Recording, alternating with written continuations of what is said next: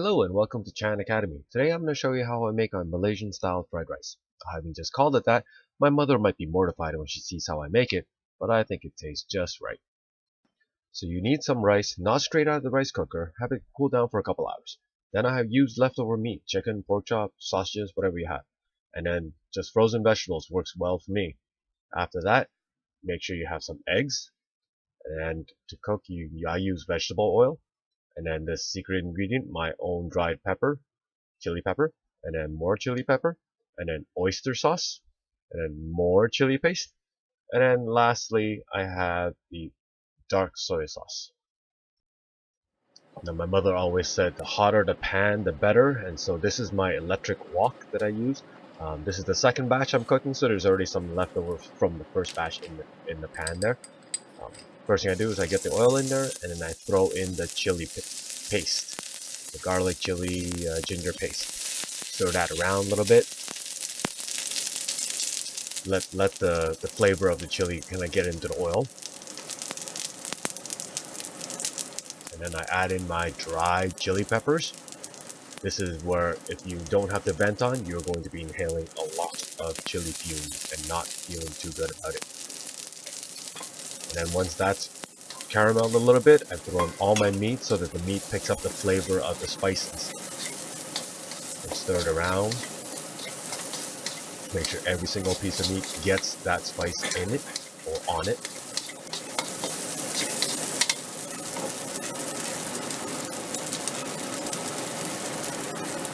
Now I throw on some oyster sauce, about that much. Just enough to basically cover each piece of meat in there. You're not trying to drown it with the flavor, you're just trying to give a hint of the flavor so that every piece of meat has that flavor.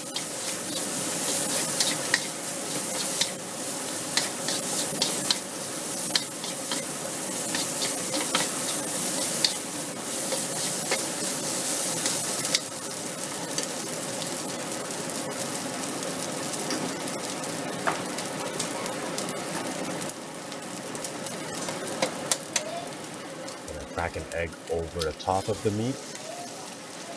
And once again, I'm going to stir it up, making sure that every piece of the meat gets covered in the egg. So now I'm trapping that spice under the egg, between the egg and the meat, so that when you bite into it, you will taste the spice, but right on the surface, you're going to taste the egg first.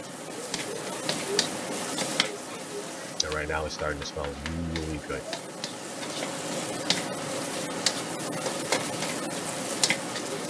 This part takes longest because now you're adding a raw ingredient. It will make sure it cooks properly.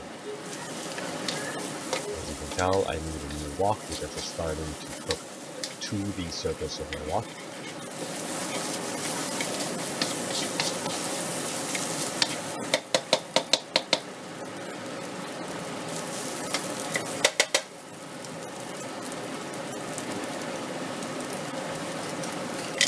Now I throw in the frozen vegetables. Again, this is going to take a little bit longer because they are solidly frozen, so you want to get the heat in there to let them cool it down. Cook it. You don't want to put soggy vegetables in there because then they get yucky. I like throwing in frozen so that when you finish cooking, they're just right.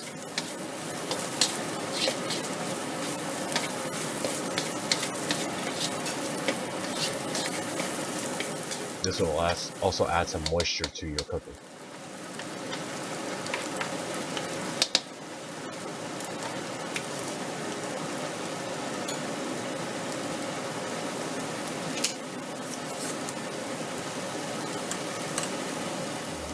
Some of that chili paste.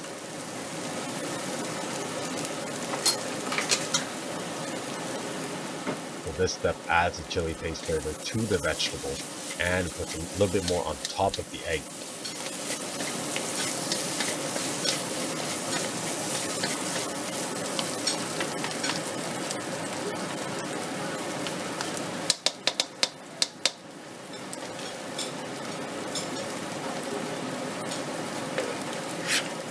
I can throw on my rice.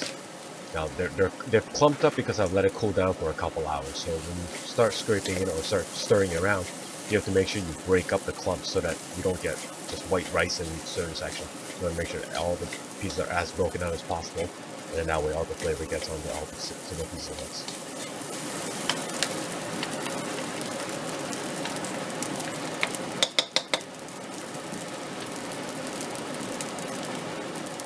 final touch is just a little bit of dark soy sauce to give it that color and a little bit of saltiness.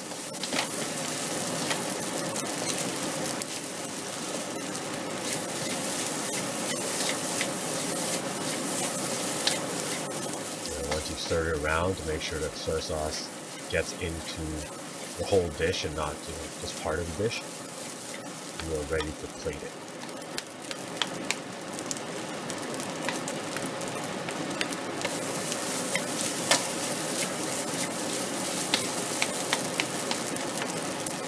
Since all the ingredients are cooked when you start, except for the egg and the raw vegetable, you don't have to spend a lot of time letting it cook over the heat right about now.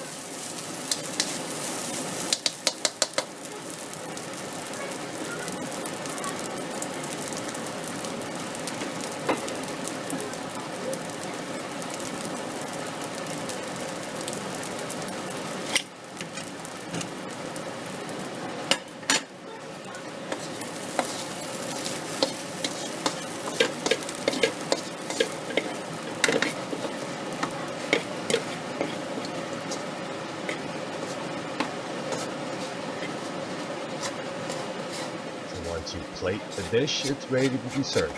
Now for about 2 cups of cooked rice, you're able to make enough fried rice to serve about 4, maybe 5 patties.